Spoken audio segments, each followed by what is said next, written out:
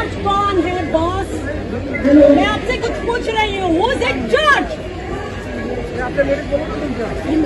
Oh no, before you allow the damn traffic! No, I've been waiting! I have to pick up my bloody child. I've been standing. When are you moving? There is an empty ground there.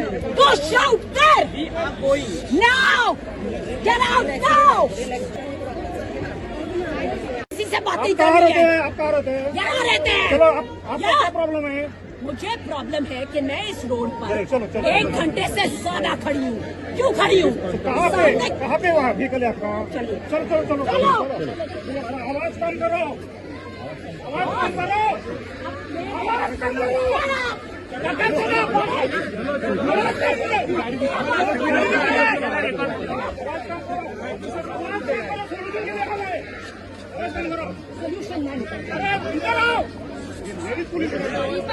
मैदान में जाके बोलिए traffic को रोकते नहीं। Okay, get out of here.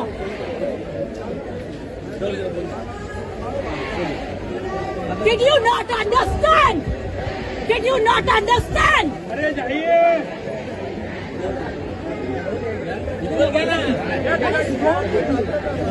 No, what is wrong with you? There are hundreds of people waiting. There is an empty ground there. There is an empty ground. Yes. Get out of here.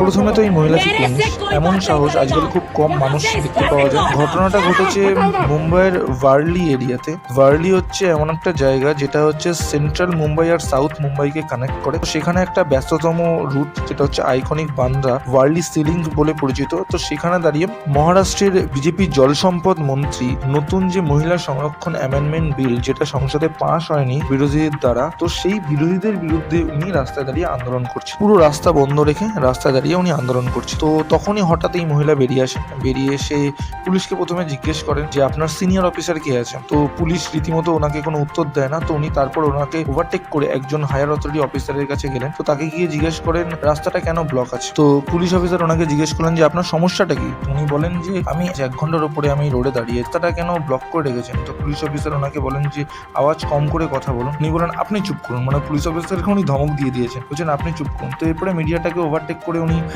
চলে গেলেন আন্দোলনকারীদের সামনে। তো আন্দোলনকারী মহিলারা বললেন যে আপনার রাস্তাটা বন্ধ করে কেন এরকম আন্দোলন করছেন, পাশে তো ফাঁকা মাঠ আছে, ওখানে যান, ওখানে গিয়ে আন্দোলন করুন। তো ওদের মধ্যে একজন মহিলা ওনাকে বোঝাতে এসেছিলেন। তো এই মহিলাকে উনি ধমক দিয়ে চুপ করে দিলেন। তো ধমক দিয়ে চুপ করে যাওয়ার পরে আবার ওই পুলিশ ওনাকে যখন বোঝাতে গেলেন, তো তখন ওই পুলিশ অফিসারটাকে ওভারটেক করে উনি চলে গেলেন সোজা মন্ত্রী মহাশয়ের কাছে। মন্ত্রী মহাশয় তখন দাঁড়িয়ে ইন্টারভিউ দিচ্ছিলেন। তো ওই মুহূর্তে উনি ডাইরেক্ট ওনাকে বললেন পাশে তো ফাঁকা মাঠ আছে, ওখানে যান না, আপনার যা সমস্যা যা কথা আপনি ওখানে গিয়ে বলুন, রাস্তা কেন ব্লক করে রেখেছেন, get out of here, traffic থামিয়ে কেন। ঠিক এক্স্যাক্ট ওনার মুখ দিয়ে এই কথাটাই বেরিয়েছে যে গেট আউট অফ হিয়ার, মানে এখান থেকে আপনারা বেরিয়ে যান, আপনি বেরিয়ে যান। তো এটা বলে উনি রীতিমতো পিছনে ফিরে চলে আসছিলেন। তো দেখলেন যে গিরিশবাবুর একইভাবে উনি ইন্টারভিউ দিয়েছেন। উনি আবার ফিরে গেলেন। উনি আবার ফিরে গিয়ে তখন বললেন আপনি কি বুঝতে পারছেন না আমার কথাটা, এখানে 100 জনের মানুষ দাঁড়িয়ে আছে আপনার জন্য, সমস্যায় আছে, পাশে তো ফাঁকা ময়দান আছে, আপনি ওখানে গিয়ে কেন কিছু করছেন না, আপনি চলে যান। তারপর একটা অদ্ভুত ঘটনা ঘটলো। মহিলা তার দাপটে